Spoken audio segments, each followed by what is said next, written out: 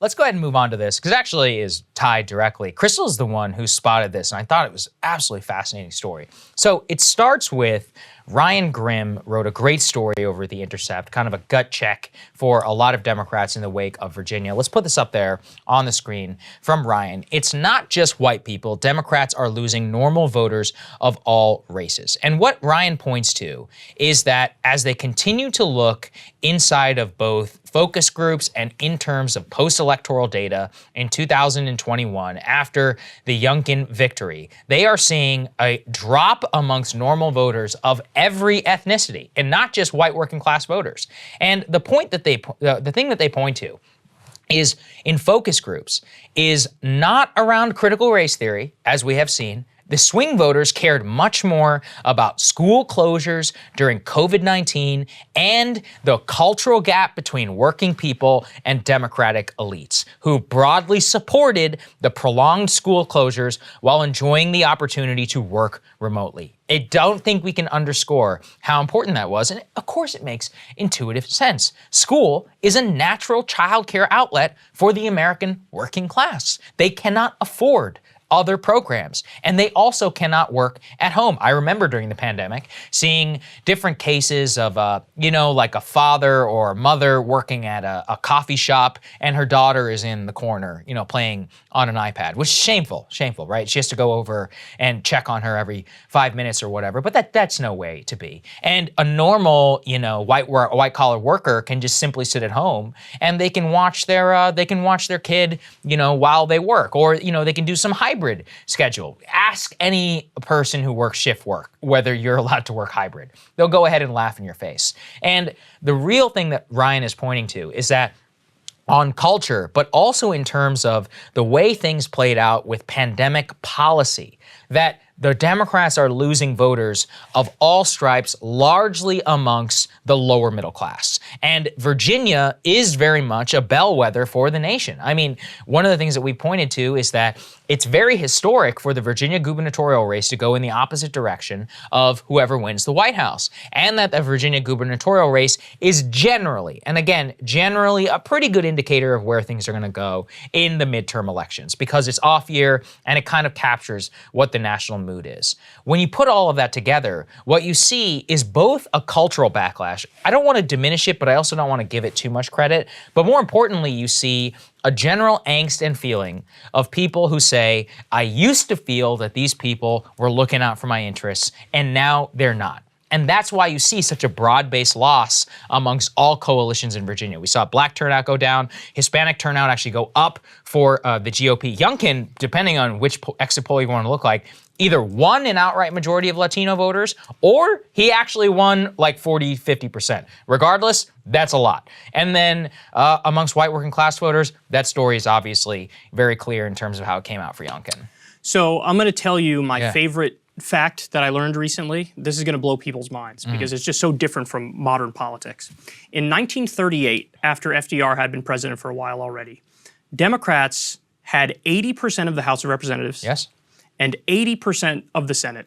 And of course, FDR went on to win the presidency 4 times. This was before we had term limits, of course. And Republicans feared, like, we're never going to win again. And the reason they felt that way is because when you look at FDR and you look at his New Deal policies, they were so popular and helped people so much in a tangible way that he, very simply, materially delivered for the American people. Now, my message to Democrats is very simple.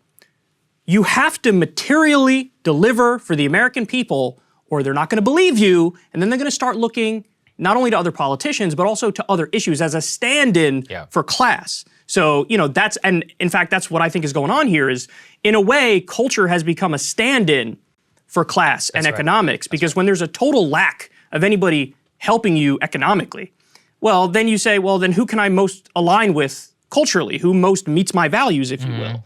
And on that, Democrats swing and a miss. I mean, again, I don't want to step on the next graphic. I'm not sure we have it, but... No, you can put it up there. Okay, go ahead. The Pew Research thing, go ahead. So when you look at Biden to Youngkin voters, this is the thing that I was going to mention. When you look at Biden to Youngkin voters, what they said is, we agree more with Democrats on their stated economic policies, but we're way more with the Republicans on the culture stuff. Yes. And again, when Democrats didn't deliver on the economic stuff, then it's like, okay, then I guess I'll just default to the culture stuff. And those are the people who ended up going Biden to Youngkin. And then, of course, you have that new Jacobin study that came out. Yeah, that's right. We covered it on the show. And what did they find? They found that the most electorally successful lane for Congress is what they call populist progressive, which is like go left on economics, and when it comes to culture, just my move is, I'd be curious to see what you think of this. My move is just like relative agnosticism. You know, I'm not going to scold you. I'm not going to call you racist. I'm not going to, call you every negative label under the sun. I'll tell you what my positions are on those issues. And sure, my positions might be further left than some of the folks who are watching this show, but we can be honest about that and we can have a conversation. But I'm not going to scold you for those things. But what I will tell you is, on the economic stuff, this is what my main point is. I'm going to drive this home over and over and over and over. And then you might say, hey, even if I disagree with this guy on some of the cultural stuff, at least I know where he stands on this. Yeah, it's very true. I have that book behind me. It's one of my favorites, Freedom from Fear, of the history of the FDR presidency. And they drive that home very clearly. By the way, if you think culture wars are new to the U.S., not true, okay? We had plenty of culture wars in the 1930s, I can assure you that, around socialism, about segregation, about the American South, about interventionism, isolationism. Right. I mean, these were real things. And we had recent immigrant populations who had real, inclinations towards one thing or the other. None of this is new. It happens every time. The difference is that great leaders were able to transcend those in favor of a higher ideal. One of my favorite things when reading the history of Abraham Lincoln was, you wouldn't believe the culture wars they had to deal with back in the 1860s. Catholics and Protestants, drinking versus temperance, all of that. But ultimately, he was able to use these coalitions to unite people towards the higher ideal of saving the Union. FDR, obviously, around saving the country, many in certain ways. And the reason why we have that graphic, can we rethrow that up there on the screen, please? The Twitter one, which is that the biggest problem that we have in American politics right now is that almost everything is driven by Twitter usage. This is actually a problem of right and left. I was just looking today. I saw a U.S. Congressman, Jim Banks, tweeting a Sure Jan meme at Jen Psaki over Kamala Harris. And I was just like, dude, I know that he probably didn't even tweet that. It was like his social media director or comms director. And the only reason that they do it is because they get clout with other people on Congress, like other staffers who are like, that was such a funny meme. Now, here's the thing. The people they represent are not on Twitter at all. And actually, what we learned from this Pew Research polling is that the behaviors and attitudes of US adults on Twitter, we show a minority of Twitter users produce a majority of the tweets. Obviously, that is going to be the case, but most active tweeters are less likely to view the tone or civility of discussions as a major problem on the site.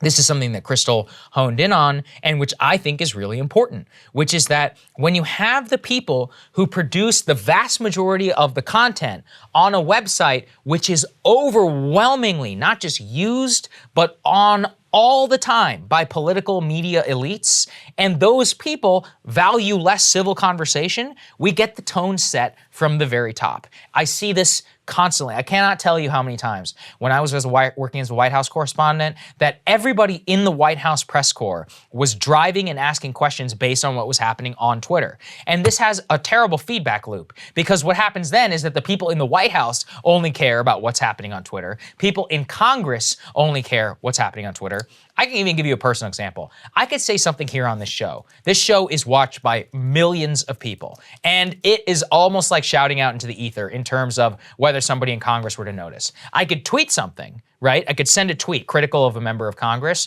the exact same thing that I would say here on the show. It would probably go to, I don't know, a couple hundred thousand followers, maybe 1 million people, if you're lucky, but not even close to the same level of distribution. And that would be, my phone would be ringing. People would be like, oh my God, because they pay attention to that, right? And I've had this happen, just so people know. And I think that's a very important insight into what these people actually care about. They care about what other elites are saying, and whenever that is the case, then our politics are going to be downstream from these tiny minority of extremists. They don't believe in talking the way that you and I are talking right now around civil discussion, and that's what's eroded so much of the norms in the country. Yeah, and to your point, I think there's another similar dynamic that goes on with elite media, where, especially when you look at the Democrats, the polls show that Democrats have more trust in mainstream media than Republicans do. Yes. And so you see that in Democratic administrations. I remember talking to Representative Ro Khanna and asking him about the withdrawal from Afghanistan, in the midst of when everything was unfolding. And, I basically said to him, so what do you think the likelihood is that President Biden pulls out of Iraq next? And he looked at me and he was like, it's just not happening. It's basically not going to happen. Yeah. Why is that? Because he listened to and believed and took at face value all of the chatter in elite media. And of course, in elite media, it was unanimous. They were wall to wall against it. Everything, the house was on fire. Everybody go crazy. Meanwhile, when we were in Afghanistan, we allied with warlords who had child sex slaves, and that barely got half a day of news. I did so much work on that story back in the day, 2015, 2016. I tried my damnedest in order to chase it. Other Pentagon correspondents, nobody was interested. The big story was that New York Times story that you're talking about. Then there was actually a report which was commissioned by Congress. Patrick Leahy, I'll always give him credit for this. He cared a lot about this issue. He commissioned a report. Pentagon classified it, and nobody could get their hands on it. When is the last time Congress suddenly didn't know how to leak classified information? It's not that they couldn't leak it. It's that nobody was chasing the story. They didn't care. That's a perfect example. I always try to bring that up. One of the most heinous acts of the U.S. military in Afghanistan, which was essentially covered up by the press. They just didn't care that much. Yeah. And you could see it even now with Build Back Better, how Joe Biden invited Kyrsten Sinema to the signing ceremony for the traditional infrastructure bill, and two lobbyists who helped kill his higher taxes on billionaires. He invited them to the signing ceremony. And, the thing that he's internalized now, and the media will push this out there, is that if anything, you were too ambitious with the bill. The problem is not that you stripped out all the popular provisions and it was a skeleton bill and it was watered down and now you're cutting taxes for the rich and the universal child care thing is a scam. They don't look at it like that. They'll look at it, well, the media is telling me that if anything, I was too ambitious and I have to be more moderate and more centrist and take out more popular policies. And it's the brainworms, man, whether it's on Twitter or whether it's dealing with elite media. They're not in touch with working people. Yeah, it was funny. I had an Uber driver. He knew who I was. He's like, hey, should I care about the debt? And I was like, why are you asking me that? He's like, they tell me I should care. And I was like, yeah, but do you care? He's like, no. And I'm like, then don't worry about it. Yeah. So there you go. Hey guys, thanks so much for watching. That's right. Just as a reminder, you can become a premium subscriber today. Watch the full show completely uncut. Our reactions to each other's monologues. You get to listen to it. You get to ask us questions. All that good stuff. Link is right there in the description or at breakingpoints.com. Best of all, great way to say screw you to the mainstream media.